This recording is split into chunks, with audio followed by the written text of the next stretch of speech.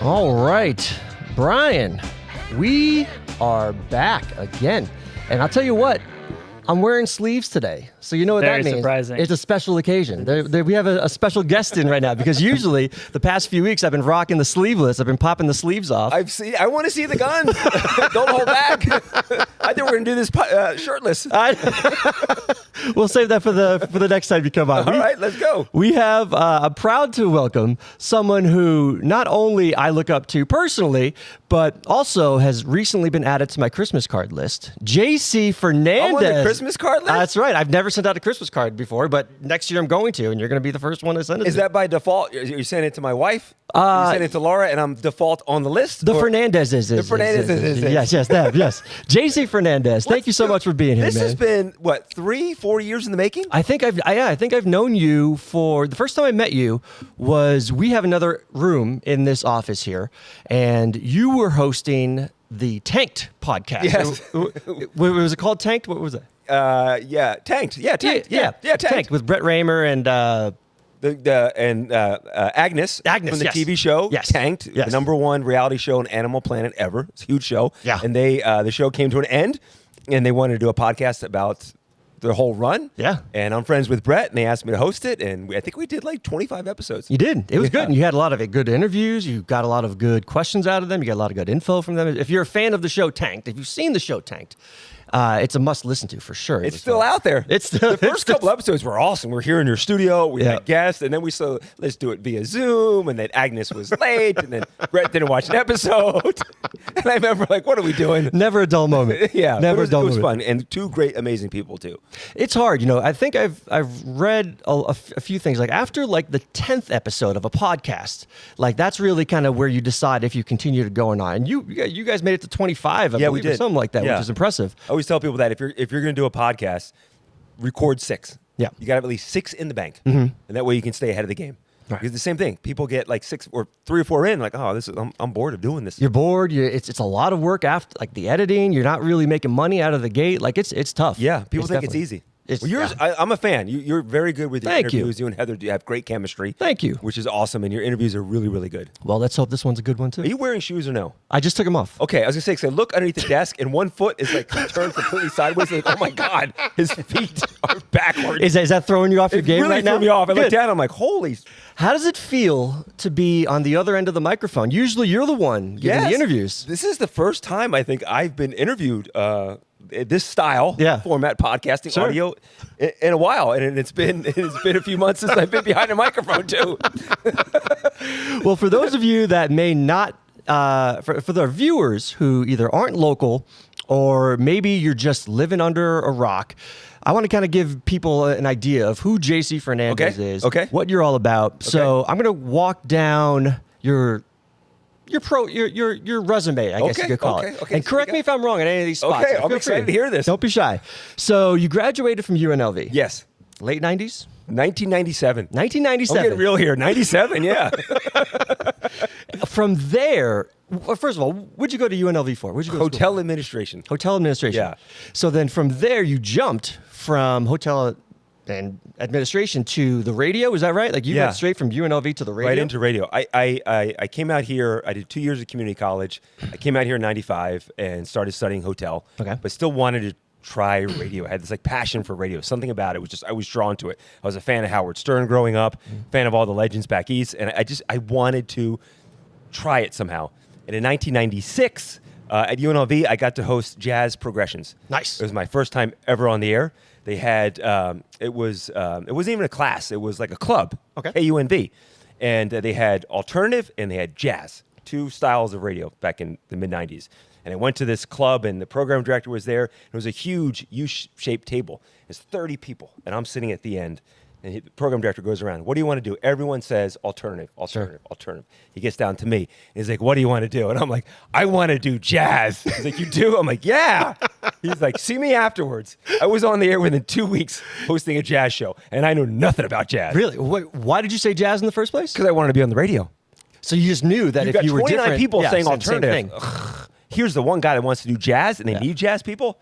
I quickly studied jazz real fast. And I probably hosted 3 or 4 shifts. Okay. At UNLV, KUNV. What time? A proud alumni. What time were you on? I was on.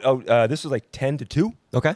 And this was you pulled your own music too. It was Okay. progressive jazz, and so I had to literally pull my own music to play and everything. And whoo-wee. Good for you. It was fun. It was fun. I'd work and school, and I did it probably probably 4 episodes. Okay. But fell in love with radio. And then after I graduated, I'm like, I want to try radio somehow. I have to pursue this. If I don't, I'm going to regret it. Yep. And I looked into jobs in radio. I couldn't find anything. And everyone said, get an internship. Now, to get an internship at a radio station, you need to be going to college. Sure. So I graduated in 97 with my degree in hotel administration and immediately re-enrolled in communications. So that way I could find an internship. Smart. That was my plan. So I took summer session 1, summer session 2, and then late August, I got hired at Mix 94.1 in the promotions department. And I said, I got my foot in the door at the radio station. I don't need a second degree. And I just stopped. That's all it took. That's all it took, yeah. You're pretty smart at playing the game. I like that about you. Thank you. You played the game with the whole jazz thing. Yep. You played the game with going back for communications and then see you later. Yeah. It's Just to get your foot in the door. Just to get my foot in the door. And it's funny because I had signed up for fall classes and I got hired at the radio station in promotions. And at the time, it was Mark and Mercedes. Yep. Was the morning show. And they had asked me to do something for them, and I did it, and we hit it off. Yeah. I had a great time on the air. And then it was about 2 weeks later, Mercedes called me. It was like a Tuesday night. And she said, hey, we want to use you again tomorrow morning. I'm like, oh, yeah. She's Like yeah. on air? On air. Yeah. So we want to do this bit with you. Can you do it? And I'm like, you know what? I got class. And she goes, oh, okay. We can find someone else. I'm sure there'll be something for you in the future. Hung up the phone. And I'm like, what am I doing? What are you doing? What are you doing? This is the opportunity calling. Yes. So I called her back. I said, oh my God, I got confused. I don't have class tomorrow. And she's like, oh, great. I'm like, what time should I be there? She's like, 5 o'clock. And I immediately withdrew from all my classes because that was it. The opportunity was there. The door had opened. Again, quick thinking on your feet. I like that about you. Immediately, I'm like, I got class. And she's like, okay. And I hung up the phone. And I'm like, what am I doing? That's opportunity was knocking right there. So what was your role at that time? What was your role with Mark and Mercedes? So I got hired at the radio station in promotions. I was the guy that you see them doing a remote broadcast. I was the guy that took the van out there, set up the broadcast equipment, handed out prizes. I was that promotions guy for a full year. I started doing select bits for Mark and Mercedes in fall of 97. The beginning of 98, they got the budget to hire a producer. So I was slowly working for them as a producer, like on a trial. Sure. And then it was May 1st, 1998, I was officially hired as their producer. But from the fantastic. beginning of January 98 to May of 98, I was kind of like on trial, going in and helping out every day, but officially hired May 1st, 1998. That's incredible. Yeah. How far? So what exactly does a producer do for a show? They just kind of put together the segments and come up with ideas? No. It was What does it do? for the three of us, it was always a collective. It was always, we always brought ideas to the table. Mostly when I first started, it was Mark and Mercedes had the ideas, and I would show up and help them execute it. My role when I first started was mainly like booking guests, editing bits, grabbing audio. Now you can jump online and download the clips from the night before. But back then, if the VMAs were on, I would tape it with my VHS tape and make notes like, at the time, Britney Spears said this, and I'd go in the next morning and load in the clips and give Mark the cue sheet of all the audio clips. And then eventually I would throw some topics out there. Like, hey, I did this with my buddies, and slowly I started evolving more as a character on the show. So you made your way into a recurring role into the Mark and Mercedes show. Yep. How long did it take to go from that to eventually becoming the co-host of the Mercedes in the Morning show? Well, Mark left in 2015. Okay. So I was with Mark and Mercedes from 98 until I went to Washington, D.C. in 2001. And at that point, I was the third voice. It was still Mark and Mercedes in the morning, but it was the three of us. How often were you on? You were on daily? Every day. Yeah, every day, Monday through Friday. I mean, some breaks I'd be answering phones, but normally, whatever the topic was, I'd be involved in the setup of the topic. Yep. And then I would run in the other room. And this was before we had call screening software. Okay. So I literally had a sheet of paper. Hey, what's your name? Tom. Tom, line 1. I would run in, hand it to Mark. Really? Run back in, get another sheet, run back in, hand it to Mark. It was crazy. Back then, too, you had to pull your own music, too. Yeah. So that was one of my jobs. Is Again. we're playing whatever 5 songs. I had to grab those 5 CDs and have them ready for Mark. And you're just a kid. You're just a kid doing that, like living your best life. 8 years old. Yeah. Don't do the math. But when I left in January 2001, I was the third voice on the show. When Mark eventually left and you took the co-host, or you were able to be in the co-host role, was there pushback? Was it a seamless transition, or did you feel like there was some people that weren't on the same side of that? I didn't get any pushback from listeners. The listeners of that show are awesome. Good. And at that point, That was in 2015. I've been a part of the show since They knew you. 97. This is the beginning, pretty much. And so listeners knew who I was. I think if it was Mark had left and here comes Frank from Philadelphia, people were like, who the heck is Frank? Exactly. So yeah, I mean, it was for me, it was a smooth transition. Good. At that point, Mark had taken some time off here and there, and Mercedes and I got a chance to work together on air. Good. And that's when we knew that there was some chemistry between us, great chemistry between us. Sure. And so when he left, it was just kind of the natural fit to put me in that role. Somewhere during this time, you also, at the same time, took a TV hosting role. Yes. Like a TV for 8 News Now, is that right? Channel 8, CBS here in Las Vegas. So not only are you waking up doing the morning show with Mercedes on Monday through Friday, every day, you're now doing the 8 News Now, same thing, like Monday, Wednesday, Monday. No, through that started Friday? part-time. I was doing that 2-3 days a week. Okay. So that's a funny story in itself. So Channel 8 decided to start this lifestyle show in the afternoon. Sure. And they reached out to Mercedes to be one of the co-hosts. And they had hired this lady named Stacy, who's amazing.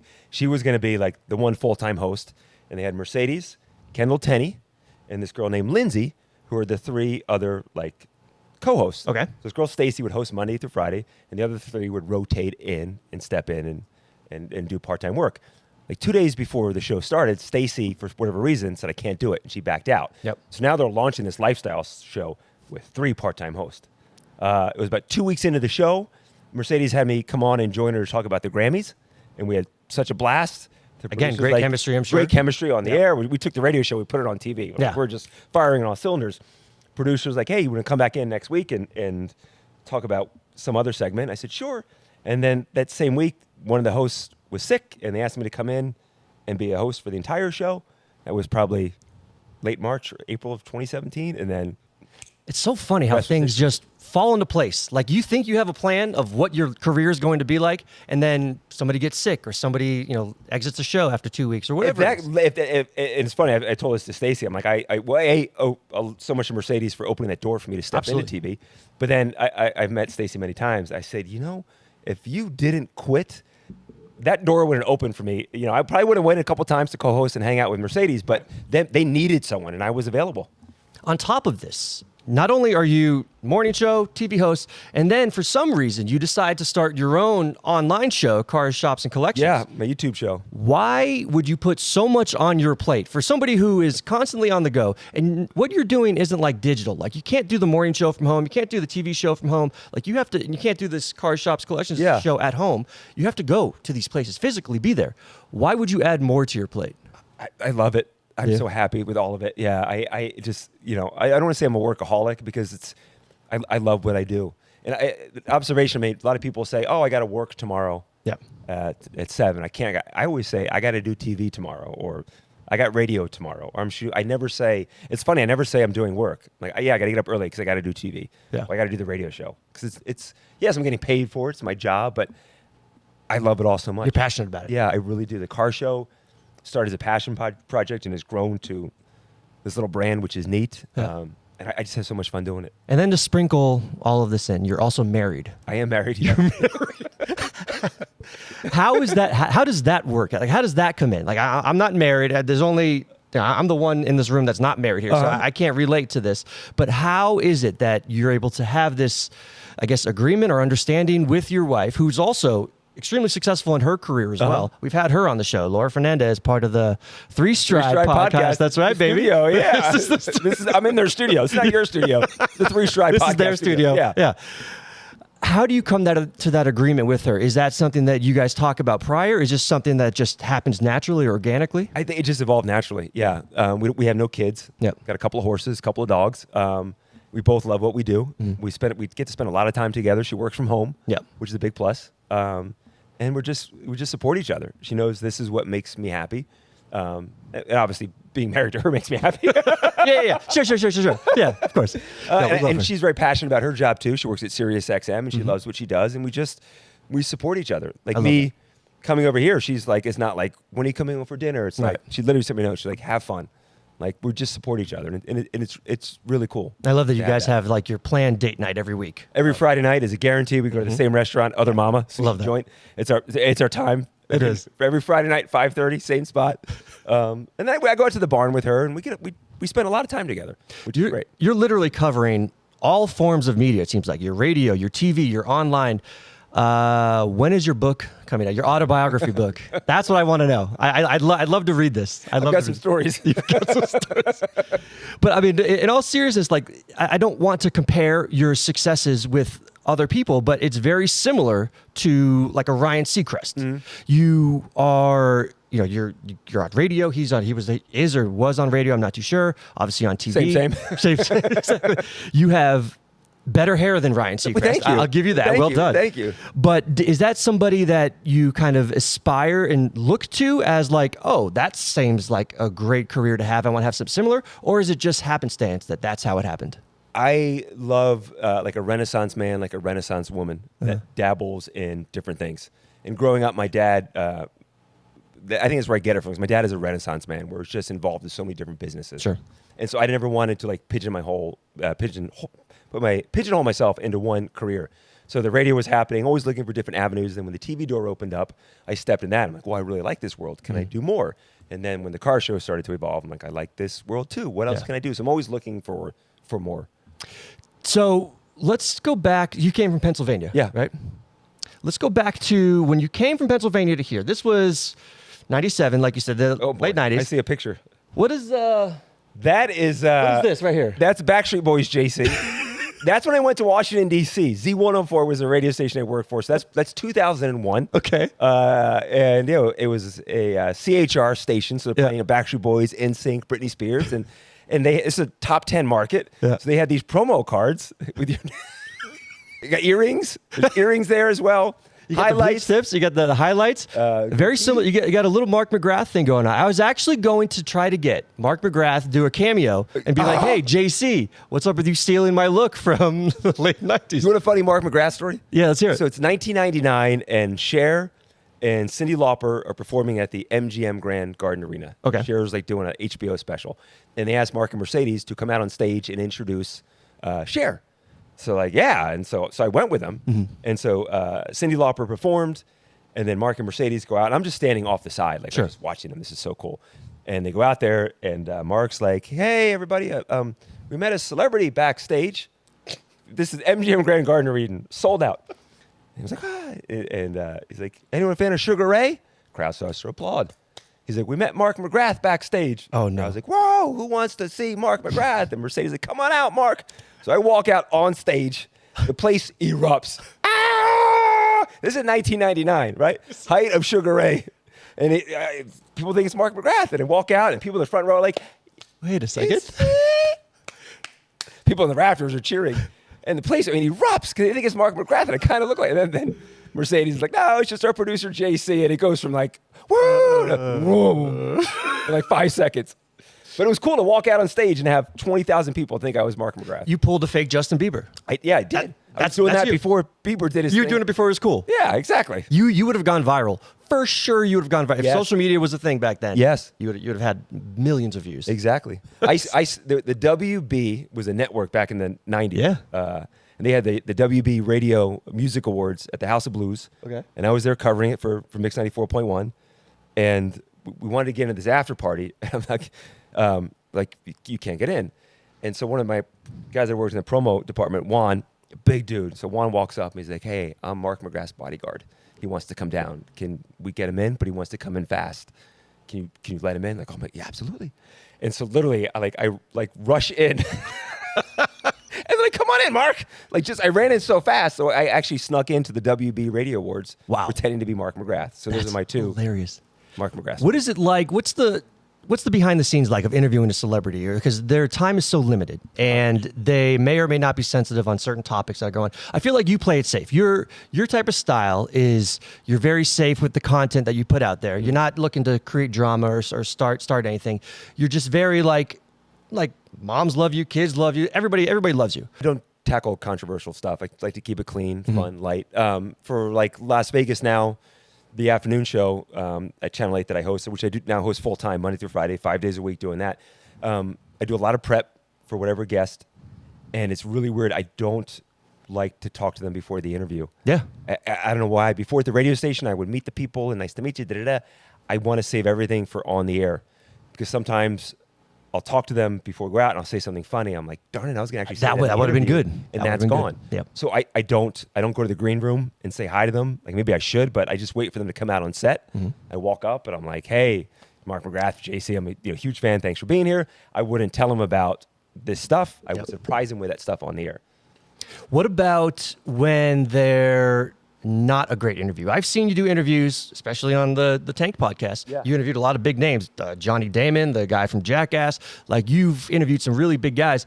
There's one specific in my mind that stood out that really he just wasn't engaging. Like he wasn't really answering the questions in detail. He was just kind of like giving short answers, but you still handled it like a pro. Mm-hmm. How do you, as an interviewer, how do you do that where you still make the interview engaging enough where people want to listen to it, but you're like, in your mind, you're like, come on, guy, help me out here. Brian Loftus, who's one of the main anchors at Channel 8, him and I were talking about this recently, and he said a good thing to me. He's like, it's we get those people that come in and give one-word answers or just not giving what you want, but it's not their job to give us the good answers. It's our job to come up with the good questions. Mm-hmm. I'm like, dang, that's good. That is good. It's so true. Yeah. And so I always approach interviews like that. I over-prep for interviews. I interviewed Jillian and I, my co-host at Las Vegas Now this week, we interviewed Debbie Gibson, the huge singer from the 80s. She's awesome. I probably listened to 2 hours of podcasts of interviews of her before doing the walking into studio. So I had so much that I wanted to talk to her about. We had 6 minutes, but I try to walk into interviews over-prepped. So if I do get those one-word answers, I know in the back of my mind or my little note card, I've got other questions to go to. Do you get nerves? Like when you're for doing this for over 20 years now, do you still get like butterflies in your stomach? Or there are times I do, yeah, which I like. Yeah. Yeah, there are times. Sometimes it's at the weirdest moments where it's just like it's a paid client. It's an attorney who's coming on to talk about tax laws. Right. And for some reason, whoa, I'm on TV. People are watching. You get in your own head. Don't pass out. Like, why am I going to pass out? Like that's I've literally never passed out in my life. Never. But in my head, all these scenarios, and then I'll interview like a big star, and you just forget all that. And you just have fun. But yeah, the nerves definitely kick. Has there been a celebrity where you've been like starstruck over?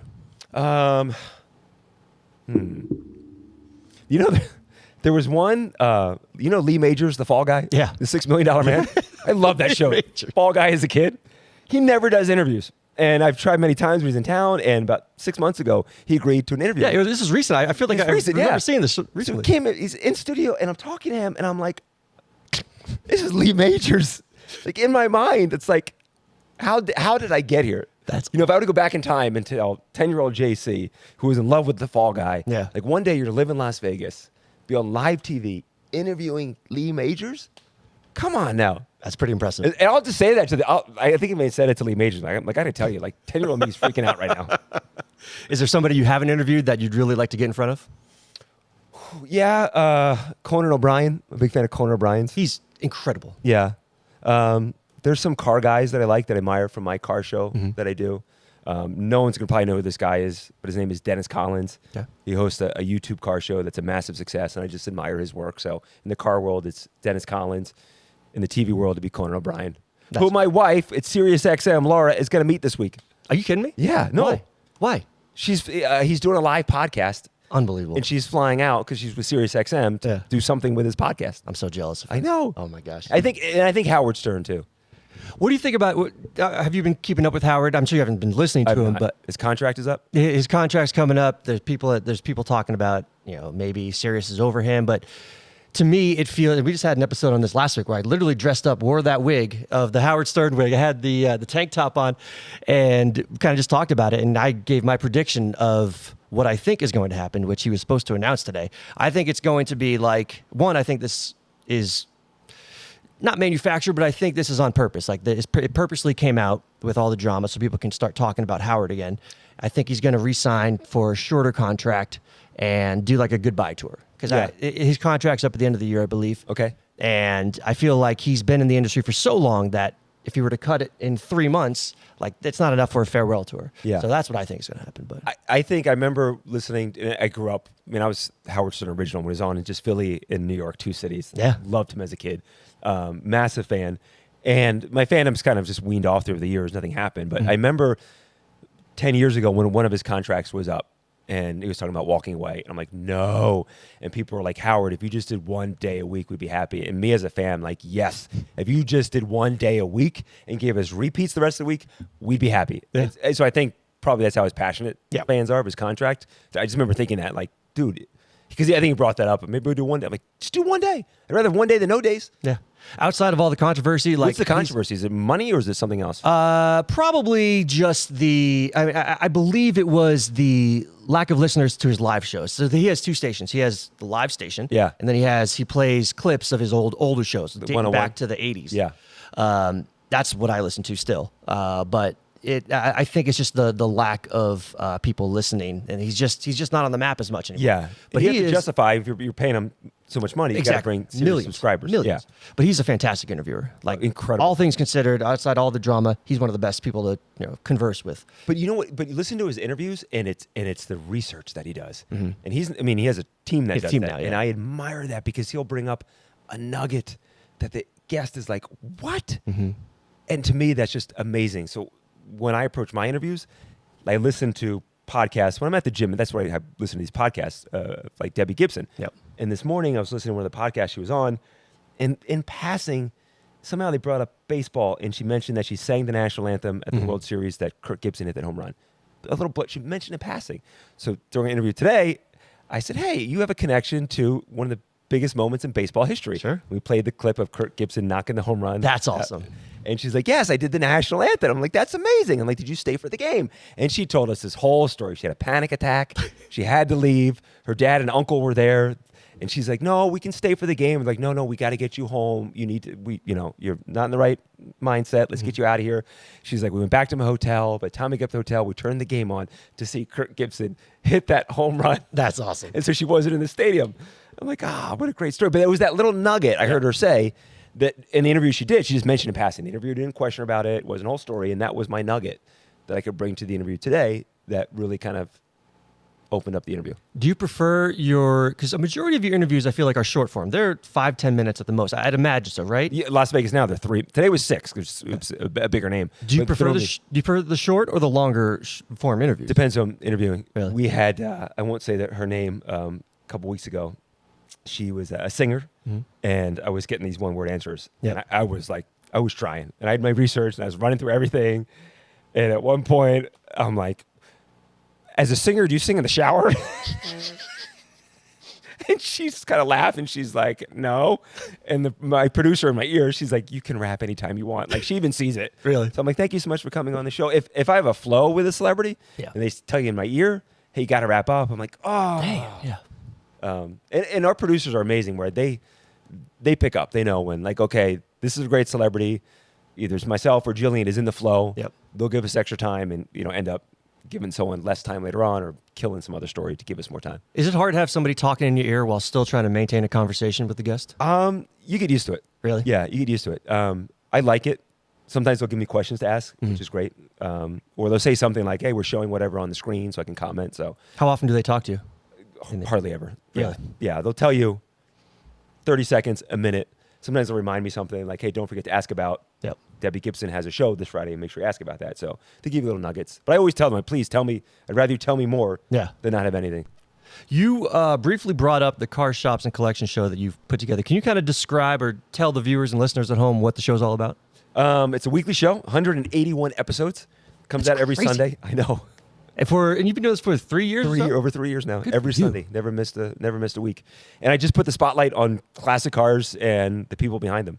And the goal is to now eventually have that live on a bigger platform. But it's taken off on social media. It's a nice little brand I developed. It's a lot of fun. Are these cars all local to Vegas? Yeah. Really? All Vegas cars. How you've 100 plus 180 episodes and they're all in Vegas, knowing that you're not expanding to other states? Do I you want need to, but Do you yeah, need it to? costs money to fly to this is the thing. I get, it costs money to. This is all coming out of your pocket. Yeah, it's out of pocket. You got to pay someone to shoot it, someone to edit it. Takes time. Set it up. Same thing with I treat an episode like a guest. I'll research that car. Sure. Like I study the car, and so it takes time too. What's the most memorable car you've come across? It's the ones that've got like a good personal story. Okay. Like I did a guy who had a '65 Mustang. Like cool, all original, awesome. Nice.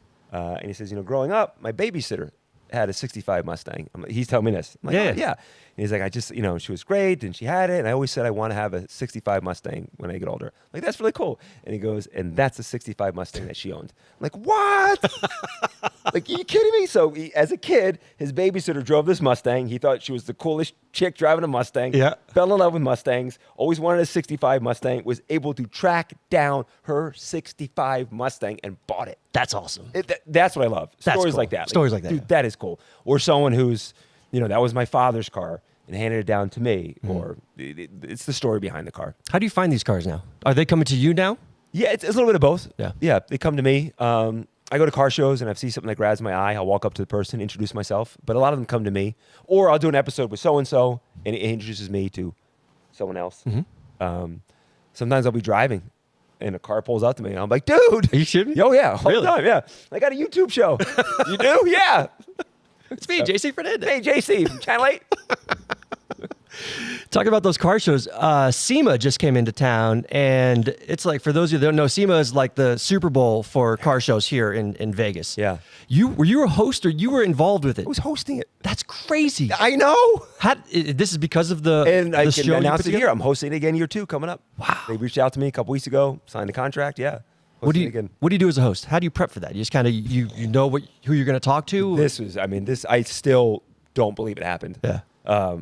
So there is SEMA is every November that it happens, and this was the first year. Last year was the first time they went full coverage, start to finish, Tuesday through Friday, wall-to-wall coverage live on YouTube and live on Facebook. And there was a show called Overhauling that Chip Foose, one of the best car builders in the world, was on. Chris Jacobs was the host, and this girl AJ, who's a sweetheart, was the other co-host. And the premise of that show was, let's say you have a car. I would write in about your car, and then they would take your car, and they would rebuild it, and then present it back to you. It was a whole thing. It was awesome. It was on for like 12 years. Okay. #1 car builder show. Bud Brutzman was the producer of that show. Well, Bud and the cast of Overhauling were hired to put on SEMA live. And Chip Foose is on the SEMA floor with his builds and everything. So they have Chris Jacobs hosting it. AJ is hosting Battle of the Builders. Yeah. And they asked me. What? They asked me to be the other host. I couldn't believe it. I remember I got the call, and I've done some stuff with Chip on my show, and I got the call from Bud last July. I see Bud Brutzman calling. I mean, this is It's a big deal. biggest name in the TV car world. Yeah.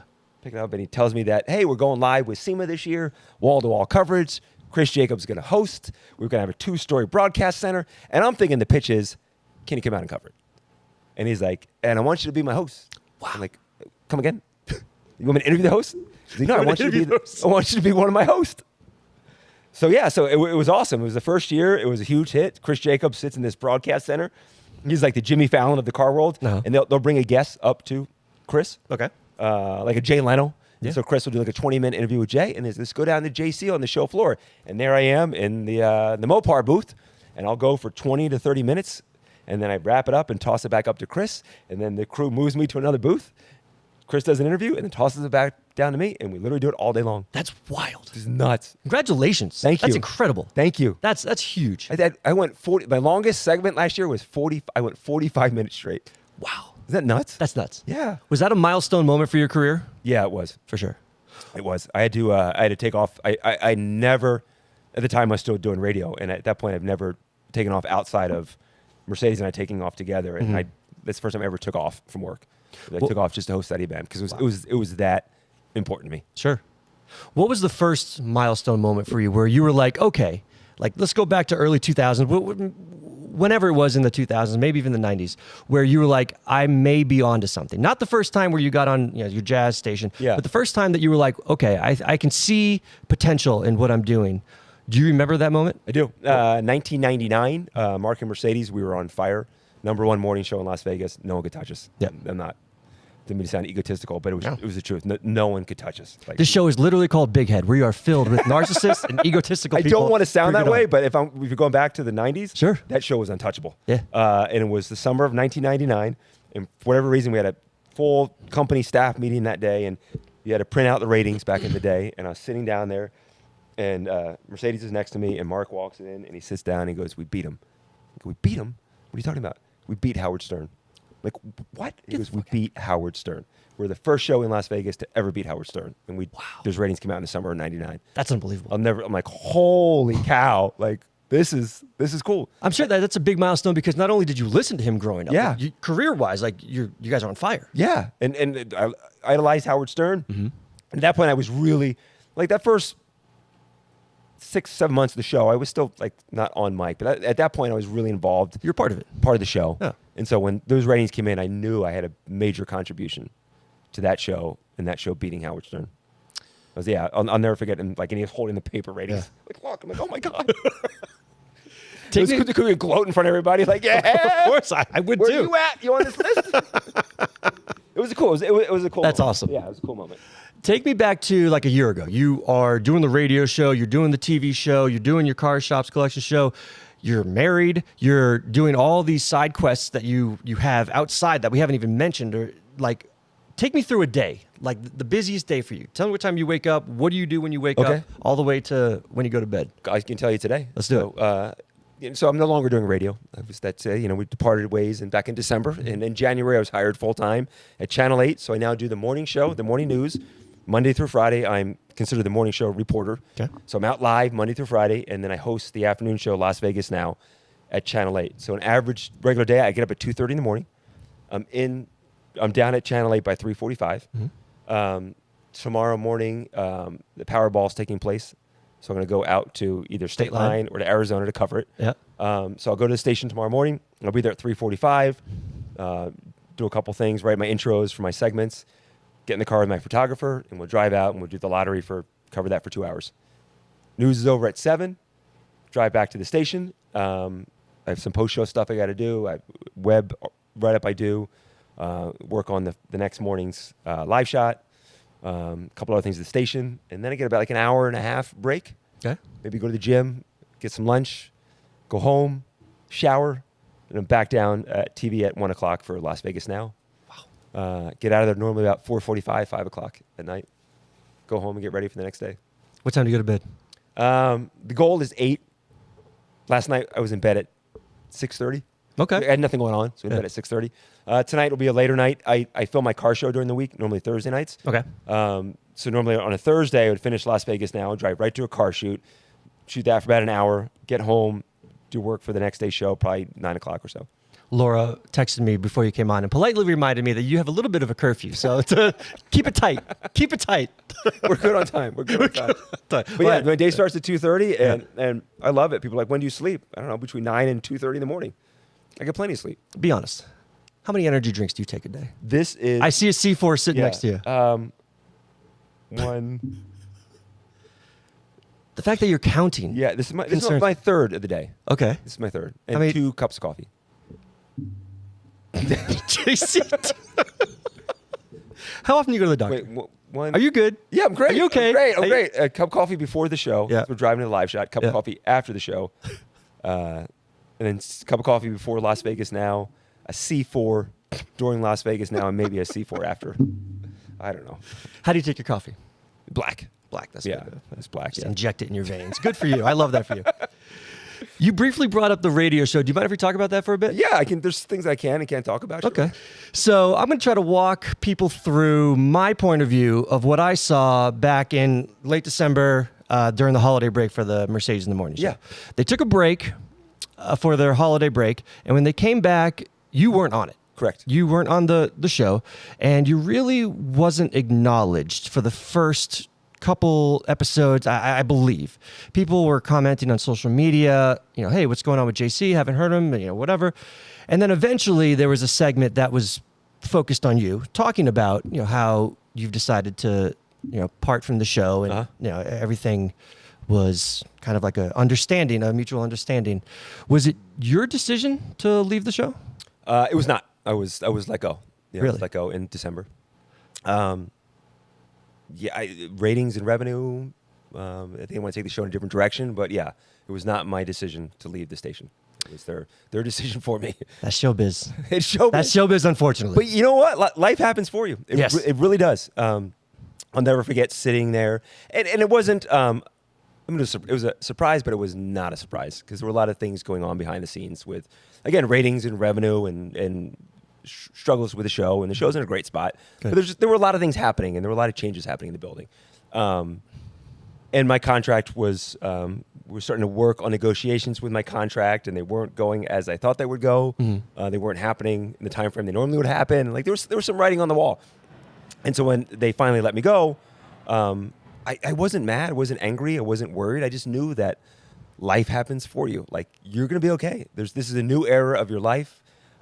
You've read about these people getting let go and getting fired. In my mind, I'm like, enjoy the process. You're going through it now. You know so many people that went through it. Like, wow, you get to go through it now. Yeah. And so and as they let me go, that was December 10th is when things officially came to an end.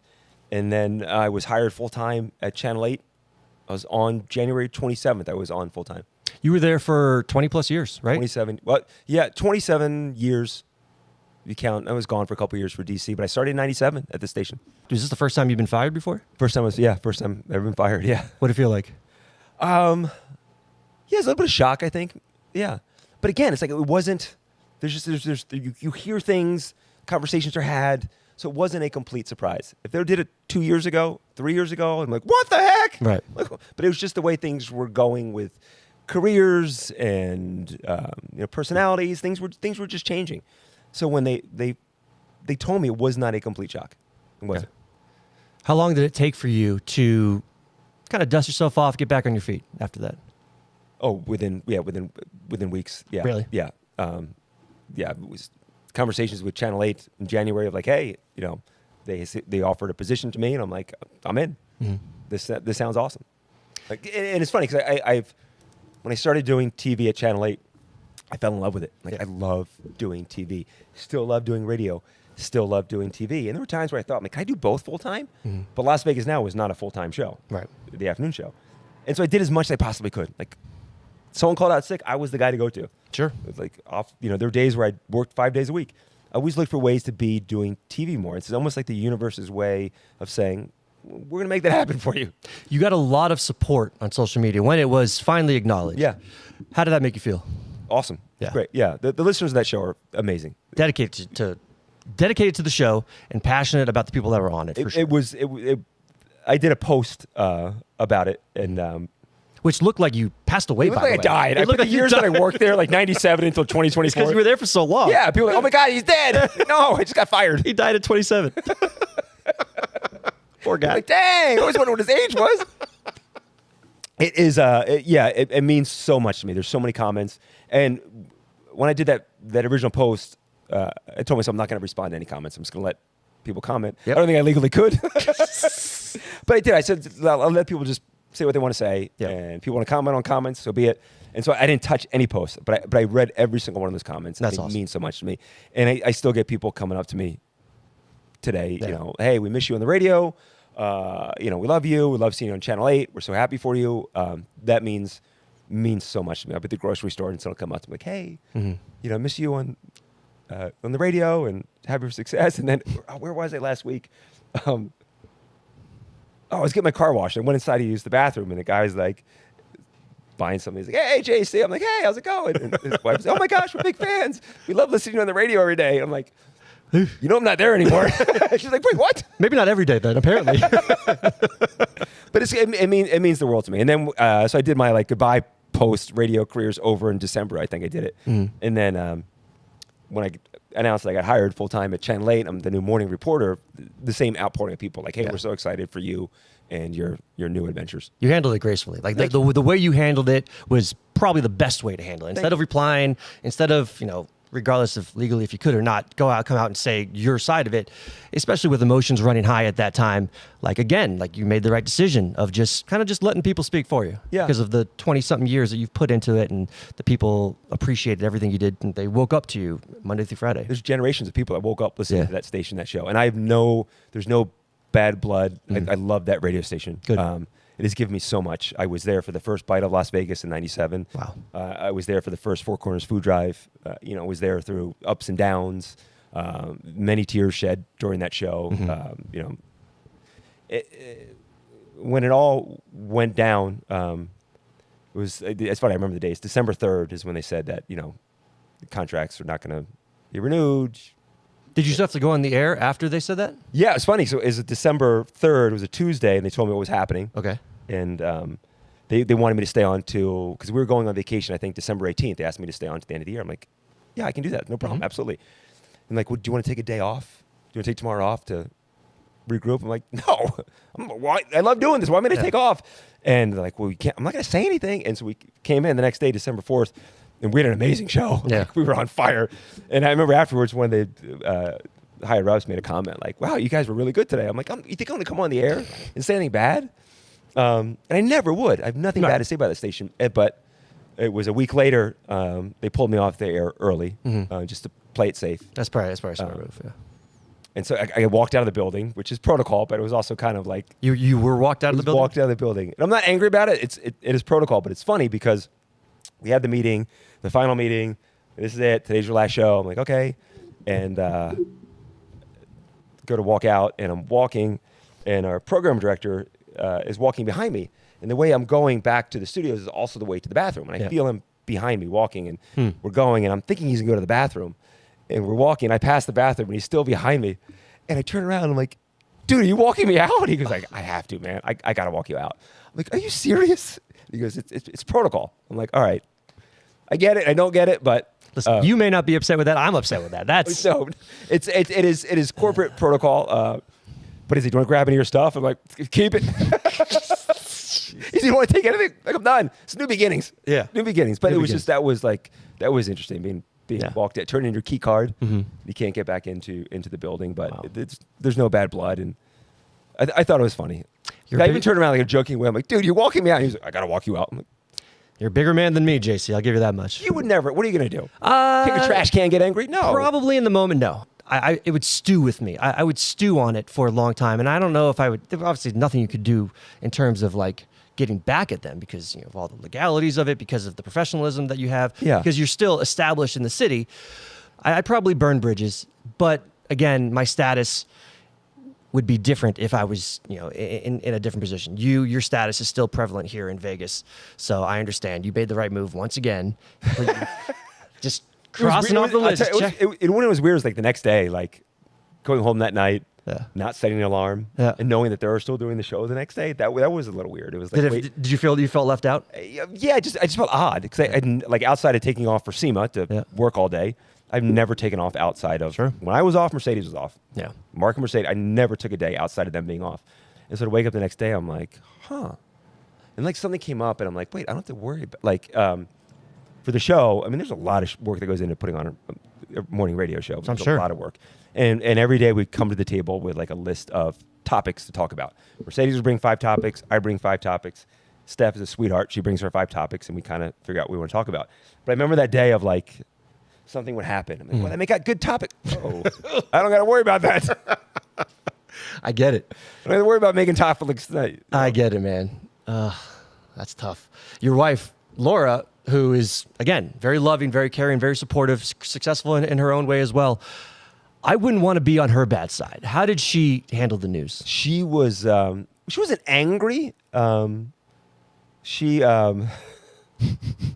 was happy. I should say happy. She's in the same mindset that life happens for you. Yeah. When something bad happens, what door is going to open? And she knew that I was going to be fine. We were going to be fine. Yeah. So there were no worries about that. She was upset with the way it was handled. Yeah. The walking out and stuff of, he's been there for 27 years. Why are you walking him out?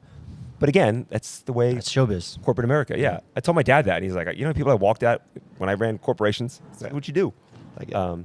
Yeah, she was. I'm trying to think what I can and can't say because some things happened where when they had told me that my contract I was going to be let go, I told her. And she may have told a couple of people. That's why we love her. That's why we love her. And then may have gotten back to the radio station the next day. Like, why did they know? And I'm like, I didn't tell anyone. Like, you didn't tell anyone? Like, I told my wife. I'm like, tell your wife not to tell people. So yeah, she was passionate about it. She's passionate about it. She's your teammate. Yes, exactly. Being on all these forms of media and being successful on all of them, where do you feel like media is headed towards? Like, obviously, media is constantly evolving. What used to work on TV and radio and late night shows, they're starting to go away now because people just aren't staying up for the late night shows, or they're watching just the clips on social media and that's all they need. Where do you feel like media is headed towards? Because you're knee deep in all of it. Yeah. I mean, I think streaming is the obvious answer. I think YouTube, social media. It's funny, when I started this car show 3 years ago, I actually started it out of the pandemic in 2020. Right. Put together a pilot. I wanted to have a TV show. I literally shopped a pilot for 1 year. That's where I met Brett from Tanked, because he was helping me shop it to networks. And then they would talk to one network, Motor Trend Network, make some tweaks to your pilot, making tweaks, reshooting a pilot. And then some people are like, dude, why don't you do a show on YouTube? I'm like, no, I'm going to be on network TV. And then finally, a couple years go by, I'm like, I should just put a show on YouTube. And, that way, with object in motion, stays in motion, kind of get up and running. And so I started on YouTube. And now as the years go by, I'm like, wow, there's successes in YouTube. Yeah. The guys like Danny Coker with Counting Cars, who had that show on the History Network. That show is no longer in the History Network. They're doing stuff on YouTube. Gas Monkey Garage, Fast and Loud, Richard Rawlings. Huge show on Discovery. That show came to an end. He just took it to YouTube. And he's making more money on YouTube than he was on network TV. That's incredible. Channel 8, they just launched our own streaming app, because even local news is realizing we need to have approach the streaming platform more aggressively. And it's funny because I actually have another show that I do. We haven't brought up. It's called JC Unplugged. It's a 1 hour talk show that I do for Channel 8 every week.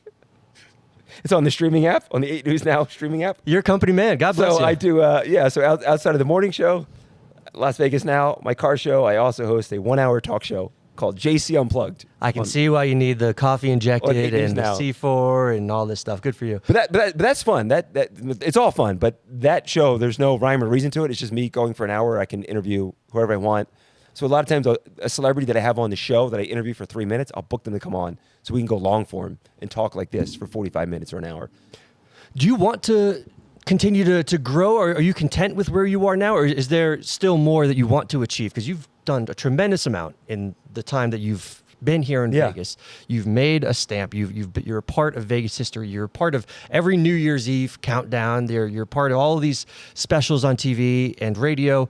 What more is there for JC Fernandez? I want to see the car show grow. Yeah, I do. That's yours. That's your baby. That's my baby. I'm an official ambassador for Dodge now because of the car show. What do you call them? We're called Bad Assetors. Love that for you. I did an event with the other. It's kind of cool. Yeah. There's 13 ambassadors. They call us badassers in the entire country for Dodge. Yeah. This is not like Chapman Dodge. It's a big deal. This is Dodge itself. And so I went to my first event in Detroit for Roadkill Nights, where they unveiled the new Dodge Charger, the drag racing event. And I'm there with the ambassadors, and they're awesome. They're all in their 20s, though. They're like, let's go party tonight. I'm like, we're going to bed. The sun's still up. I'm going to bed. You kidding me? The first night, the hotel was great. Second night, everyone's loud. People are running down the hallways. At 1 o'clock, I called down the front desk. I'm like, hey, there's people up here running. Hang up. Next day, we're all riding over to the event, and my dad flew in to see me, and we're in the car, and I said to the guys, like, hey, were you guys running around in the hotel last night? They're like, yeah. Goddamn kids. I tell you. You're trying to sleep at night. Bunch of 20-year-olds. But it's awesome. That's a great opportunity. And to go back to your original question, I would love to see the car show grow, but I love working at Channel 8. I love the company. It's called Nexstars, our parent company. We have TV stations all across the country. I think we're like one of the biggest television groups in the country. I love doing the national stuff for them, like the New Year's Eve show. Sure. And I would love to somehow grow within that company to That's like awesome. a more bigger platform. A couple more questions for you, then I'll get you out of here. What car do you drive, by the way? 2017 Dodge Challenger Scat Pack. Scat? What does that mean? It means it's fast. It's loud too? It's loud too. Loud and fast. What's your dream car? Realistic dream car, a street car. Like a Trans Am, like a 77, 78 Trans Am. Out of Smokey and the Bandit. Yeah, I think it'd be cool to have a cool Trans Am. Or like a 1981 Camaro. Okay. Which was the last of the Gen 2 Camaros with 1981. It's got that 80s look, but it doesn't have a powerful engine because of emissions. But I just think it's a cool 80s looking car. So like a 1981 Camaro Z28. I know very little about cars, so I'm going to take your word on all of this, by the way. So you're the pro here. I also think there's there's cars from the 80s, like the Pontiac Fiero. Like there's cars that just were like duds in the 80s. I think they're cool too. How do you feel about electric cars? Yeah, you know what? As Dodge said, there's a market for everything. So Dodge, they launched their EV a couple years ago. And Dodge enthusiasts were not happy about that. thanks to the new administration, there's some leniency. So Dodge was able to bring back the gas-powered muscle car, and that's what I was there for the unveiling for. So the same car that's an EV, there's now a gas-powered engine inside it. I get to drive it in a couple of months. And so people are so excited. Yeah. But as the CEO of Dodge said, listen, we still have the EV because there's a market for that. So I think they're cool. There's a market for it. You are truly a badasseter. Thank you. Through and through. God bless you. I think I've never driven a Tesla, but I've seen the Dodge EVs and they're really cool. Yeah. I love Tesla. To me, it's like driving a computer, and I'm a big software guy. It goes fast, obviously, and It's so fast. Yeah, it's so fast. Faster than my car. It is. What about Tesla pulled and they want to race? I'm like, dude, you're in a plaid. You're gonna destroy me. I get it. I totally get it. You're fast. Hulk Hogan passed away about a month ago. Yeah. How do you feel about that? Are you okay, by the way? Sad. I know. I'm a huge wrestling fan. I know. The people reached out to me. Yeah. Yeah. Oh, sad. That's my childhood. What generation you grew up in? Like the Hogan, Bret Hart era, or is it a little bit before that? My fandom started. It wasn't like WrestleMania 3, was it? That's No, it's wrestling. I mean, I was in the 80s, so I was aware of Hulk Hogan. Yeah. I was aware of the Mega Powers, Saturday Night's Main Event. But I became a passionate wrestling fan in 1990 when my parents got cable TV. Love that. And all of a sudden, wrestling was on all the time. Yeah. And so my first true WrestleMania that I was all in on was WrestleMania 6, Hogan versus the Ultimate Warrior. And then obviously we went back and watched everything. Yeah. Yeah, that was my first real. I remember Hogan slamming Andre the Giant. Of course. I remember The Rock and wrestling stuff in the 80s with Cyndi Lauper. I remember watching all that. I thought it was cool. But my true fandom began WrestleMania 6. I love that for you. Yeah. One more takeaway that I want to hear from you. Obviously, we know about the radio station. What's something that you could take away from it? Something that you've learned and that you want to continue to utilize in your career, in your life, personal or professional? What's something that you've learned from the station that you were like, all right, even though things didn't end the way I wanted them to, I'm glad so-and-so happened? I am glad for the friendships that I made. Mercedes, Steph. Mercedes and I met her in 1997. Yeah. Like I remember meeting her and Mark for the first time, and we've been friends since '97. Yeah. There's been ups, there's been downs, there's been highs, there's been lows. It's like a brother and sister relationship. Yeah. I've got a older sister and a younger brother. I see my brother once a year. We seldom talk on the phone. We text, and that's how I look at my relationship with Mercedes. Yeah. She's always going to be a sister to me. It's the friendships, the people that I work with. Even going back to Mark, I cherish my time with Mark and Mercedes. Yeah. I cherish some of the people that I worked with at that radio station, and the listeners too. It's wild when the listener comes up and they got their kid, and they're like, "Yeah, I was listening when I was a kid, and then this is my kid that listens." Like, wow. So yeah, it's all of it. I love it. Yeah, it's all of it. It's Well no bad said. blood. Well, JC, I want to thank you for coming in. When I envisioned having this studio, even before we had the conference room as the podcast, area, I envisioned this warehouse to be the studio. And I in my mind, you were somebody that I was like, oh, I can't wait to get JC on. And Michael Richter, who actually was on our first episode, I'm wearing his shirt right now, actually. He's awesome, by He's the way. great. He had a show this past weekend. He killed He's it. going to be a superstar, man. He Can we talk really about him is. for a second? He really is. He's just got something. He's got that, they say, the it factor. Yep. I remember seeing him on stage at the Joint for our Christmas show, the radio station that I was fired from. Seeing him perform on stage. Just throw that in there. Oh, were you fired from there? I didn't know that. But I remember seeing him, Yeah.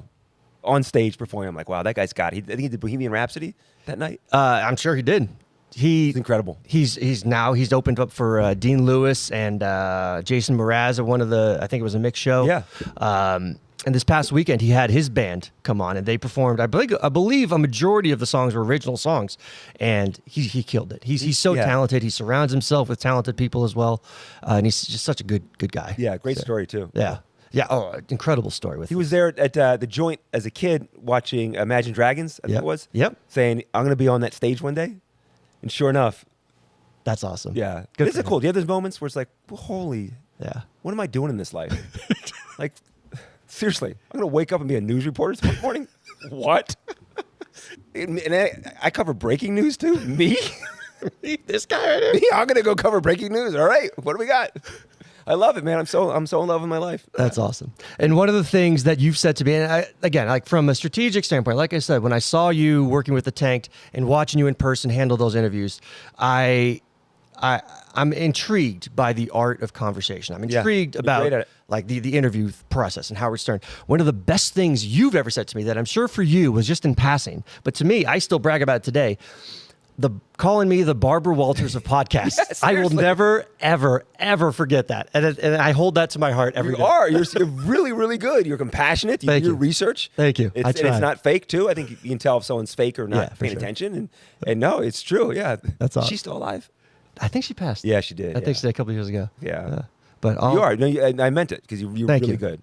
You're really good. I'll carry that 'Cause you would legacy do like, forever. when I first met you, like we'd wrap up the tank thing and you and I would talk for like 25 minutes. It's like interview style. I know, Like, and I that's felt that good. because you had places to be, I'm sure. But I just didn't even. It just felt natural. Yeah. Like I didn't like think about. Oh, I want to ask JC about this. I was just talking to you, and then my questions started coming, and we Yeah. had great conversation. That's what happens. When You you're having fun people. doing this?